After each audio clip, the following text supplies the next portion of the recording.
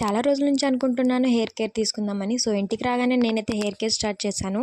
నేనైతే మా పెరట్లో పెరుగుతున్న ఆలోవెరా లీఫ్ని అయితే కట్ చేసి తీసుకున్నాను. ఈ ఎల్లో సబ్స్టెన్స్ మొత్తం తీసేయాలి, ఎందుకంటే అది చాలా హార్మ్ఫుల్ అంట. సో అదైతే అసలుకే పెట్టుకోవద్దు. నేను మొత్తం అది కట్ చేసుకొని తీసుకుంటున్నాను. సైడ్స్ దాని ముళ్ళులన్నీ తీసేసి నీట్గా మధ్యలో నుంచి కట్ చేసుకొని ఇలా నేను చూపించిన విధంగా అందులో వేసుకోవాలి. నేనైతే ఇక్కడ బౌల్లో వేసుకుంటున్నాను, మీరు ఎన్నో అయినా వేసుకోవచ్చు. ఇక్కడ నేను ప్యూర్ కోకోనట్ ఆయిల్ యూజ్ చేస్తున్నాను. మీరు ఒకవేళ షాప్ లో దొరికిందైనా పర్వాలేదు, యూజ్ చేయొచ్చు. ఎంత సరిపోతుందో అంత ఆయిల్ వేసుకొని మంచిగా కలుపుకొని పెట్టుకోవాలి. నా హెయిర్ అయితే కొంచెమే ఉంది కాబట్టి నేనైతే కొంచెం ఆయిలే తీసుకుంటున్నాను. ఇలా కలుపుతున్నప్పుడు మాటలు వినాలి, అసలు ఏముంటుందో వినండి ఒకసారి మీరే.